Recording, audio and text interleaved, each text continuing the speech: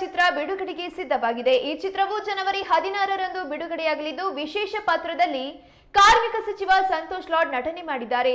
ಈ ಕುರಿತು ಇಂದು ಶಿವಮೊಗ್ಗದಲ್ಲಿ ನಡೆದ ಸುದ್ದಿಗೋಷ್ಠಿಯಲ್ಲಿ ಚಿತ್ರತಂಡದ ಪ್ರಮುಖರು ಮಾಹಿತಿ ನೀಡಿದ್ದಾರೆ.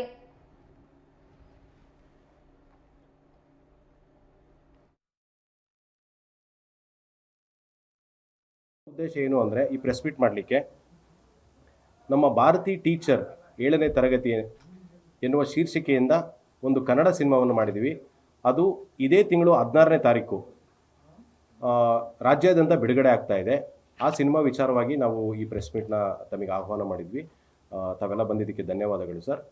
ಈ ಸಿನಿಮಾ ಕನ್ನಡ ಭಾಷೆ ಮತ್ತು ಸರ್ಕಾರಿ ಶಾಲೆಗಳ ಉಳಿವಿಗಾಗಿ ಒಂದು ಚಿಕ್ಕ ಪ್ರಯತ್ನ ಮಾಡಿದ್ದೀವಿ. ಭಾರತಿ ಎನ್ನುವ ಒಂದು ಪುಟ್ಟ ಹುಡುಗಿ, ಅಂದರೆ 7ನೇ ತರಗತಿ ಹುಡುಗಿ, ತನ್ನದೊಂದು ಚಿಕ್ಕ ಮನಸ್ಸಾದರೂ ಒಂದು ದೊಡ್ಡ ಕನಸಿರುತ್ತೆ ಅವಳದು. ಅಂದರೆ ಕನ್ನಡ ಮಾತಾಡಬೇಕು, ಕನ್ನಡ ಬರೆಯಂಗೆ ಮಾಡಬೇಕು ಅಂತಂದೇಳಿ. ಸೊ ಆ ಉದ್ದೇಶದಿಂದ ತನ್ನ ಊರನ್ನ, ಅಂದರೆ ಒಂದು ಕುಗ್ರಾಮದಲ್ಲಿ ನಡೆಯೋ ಕಥೆಯಲ್ಲಿ ತನ್ನ ಊರಲ್ಲಿ ಒಂದು ಶಾಲೆ, ಹಾಗೆ ಎಲ್ರಿಗೂ ಓದಂಗೆ ಬರೆಯಂಗೆ ಮಾಡಬೇಕು ಅನ್ನೋದು ಅವ್ರದ್ದೊಂದು ಕಾನ್ಸೆಪ್ಟ್ ಇರುತ್ತೆ. ಆ ವಿಚಾರವಾಗಿ ಒಂದು ಚಿಕ್ಕ ಪ್ರಯತ್ನ ಮಾಡಿದ್ದೀವಿ ಸರ್. ಸೊ ಈ ಸಿನಿಮಾದಲ್ಲಿ ಮುಖ್ಯ ಪಾತ್ರವರ್ಗದವರು ದಯವಿಟ್ಟು ಕ್ಷಮೆ ಇರಲಿ, ಯಾರೂ ಬರೋಕ್ಕಾಗಲಿಲ್ಲ ಸರ್, ಅಂದರೆ ಅವ್ರ ಕಾರಣಾಂತರದಿಂದ. ಸೊ ನಾನು ಈ ಸಿನಿಮಾದಲ್ಲಿ ಕಾರ್ಯಕಾರಿ ನಿರ್ಮಾಪಕನಾಗಿ ಕೆಲಸ ಮಾಡಿದ್ದೀನಿ. ಸೊ ನಿರ್ಮಾಪಕರು ಈ ಜವಾಬ್ದಾರಿ ಕೊಟ್ಟಿದ್ದಕ್ಕೆ ನಾನು ಇಲ್ಲಿಗೆ ಬಂದಿದ್ದೀನಿ ಸರ್.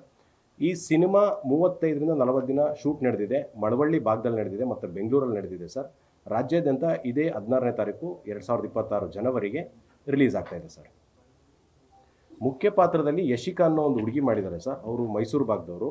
ರೋಹಿತ್ ರಾಘವೇಂದ್ರ ಅನ್ನೋರು ಮಾಡಿದ್ದಾರೆ. ಮತ್ತು DC ಪಾತ್ರದಲ್ಲಿ ಆದಿತ್ಯ ಸರ್ ಮಾಡಿದ್ದಾರೆ. ಮೇಷ್ಟ್ರು ಪಾತ್ರದಲ್ಲಿ ಕೈ ಚಂದ್ರು ಸರ್ ಮಾಡಿದ್ದಾರೆ. ಮತ್ತೊಂದು ವಿಶೇಷ ಪಾತ್ರದಲ್ಲಿ ಕಾರ್ಮಿಕ ಸಚಿವರಾಗಿರ್ತಕ್ಕಂತಹ ಸಂತೋಷ್ ಲಾಡ್ ಸರ್ ಕೂಡ ಮಾಡಿದ್ದಾರೆ.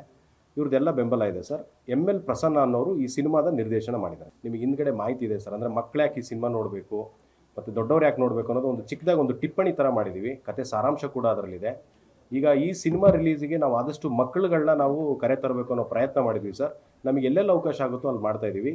ಮತ್ತು ನಿನ್ನೆ ನಮ್ಮ ಪ್ರೊಡ್ಯೂಸರ್ ಕೂಡ ಒಂದು ಅನೌನ್ಸ್ಮೆಂಟ್ ಮಾಡಿದ್ದಾರೆ. 50%, ಅಂದರೆ ಸಿಂಗಲ್ ಸ್ಕ್ರೀನಲ್ಲಿ ಎಲ್ಲೆಲ್ಲಿ ರಿಲೀಸ್ ಆಗುತ್ತಲ್ಲ, ಸಾರಿ, 50 ರೂಪಾಯಿಗೆ ಈ ಸಿನಿಮಾನ ತೋರಿಸ್ಬೇಕು ಅನ್ನೋದು ಅವ್ರದ್ದೊಂದು ಇನಿಷಿಯೇಟಿವ್ ಇದೆ ಸರ್. ಯಾಕಂದರೆ ಅವ್ರದ್ದೊಂದು ಕನಸಿತ್ತು.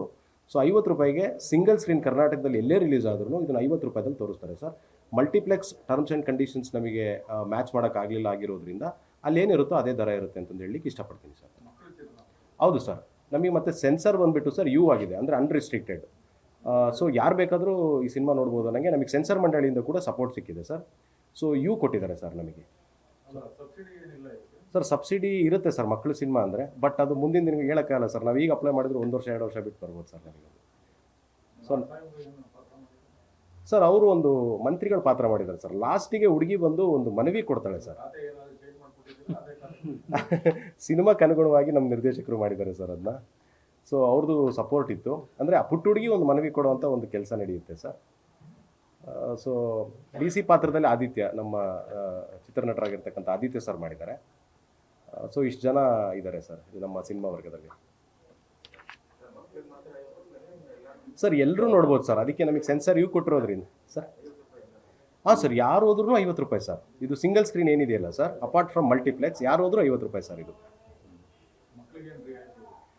ಅದೇ 50 ರೂಪಾಯಿ ಅಂತ ಹೇಳಿದ್ವಿ ಸರ್. ನಾವು ಇನ್ನೊಂದು ಇನಿಷಿಯೇಟಿವ್ ತೊಗೊಂಡಿದ್ದೀವಿ ಸರ್. ಈಗ 100 ಜನ 200 ಜನ ಎಲ್ಲಾದರೂ ನೋಡ್ತಾರೆ ಅಂದರೆ ಇನ್ನಷ್ಟು ರಿಯಾಯಿತಿಗಳನ್ನ ಕೊಡ್ಬೋದು.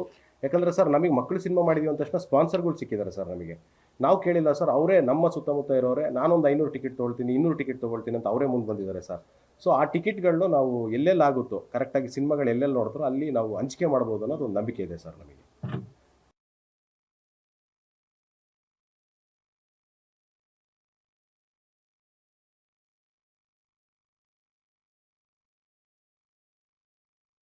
ಅನುಗುಣವಾಗಿ ನಮ್ಮ ನಿರ್ದೇಶಕರು ಮಾಡಿ